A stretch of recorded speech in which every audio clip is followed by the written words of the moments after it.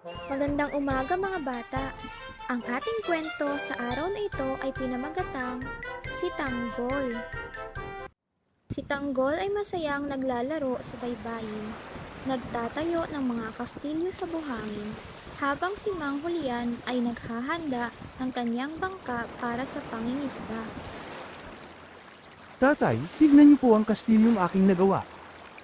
Ba, mataas na kastilyo ang nagawa mo anak. Ang husay. Ay, gusto ko pong sumama sa inyo. Susunod na lang anak, huwag kang mag-alala pag uwi ko mayroon akong dalang malaking isda. Pumalaot na si Mang Julian. Sa kalagitnaan ay biglang lumitaw ang isang malaking barko na nagdulot ng pangamba at takot sa kanya. Umalis kayo rito. Ito ay pag-aari namin. Hindi nyo kami maaaring paalisin. Dito na kami lumaki at ito ang hanap buhay namin. Maawa kayo. Si Tanggol at Aling Maring ay nag-aalalang naghihintay sa tahimik na baybayin. Makikita sa kanilang mga muka ang pangamba. Nanay, bakit hindi pa po bumabalik si tatay? Hindi ko alam anak, hinahakot pa siguro niya ang pinakamalaking isda. Pabirong sagot ni Aling Maring, ngunit sa isip niya, Diyos ko, sana po iligtas si Julian. Ilayo niyo po siya sa anumang kapahamakan.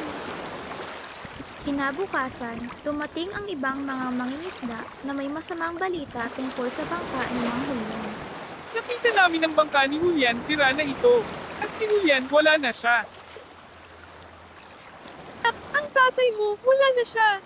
Bakit nangyari ito? Kailangan mabigyan ng hustisya ang pagkawala niya. Nailibing na si Mang Julian at sa harap ng puntod niya ay lumuhod si Tanggol at binitawan ng isang madamdaming pangako. Tay, pinapangako ko po na mag-aaral ako ng mabuti upang balang araw ay maging abogado ako. Ipaglalaban ko po ang nararapat sa atin sa tamang paraan.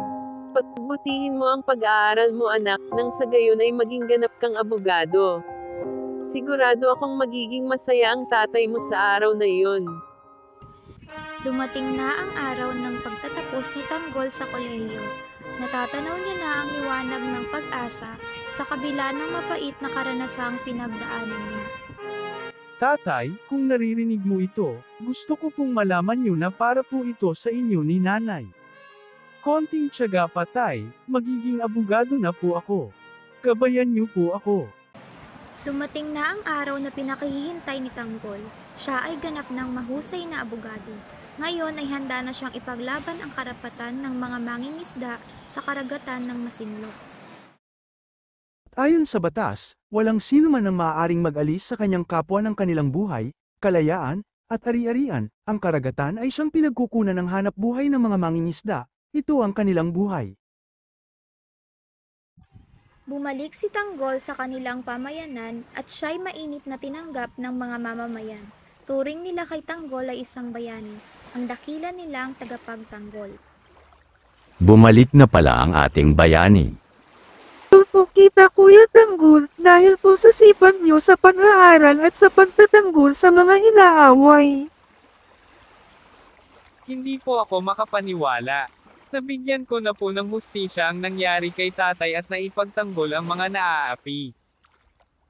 Anak, anumang bagay kaya mong abutin basta't may sipag, tiyaga, at determinasyon.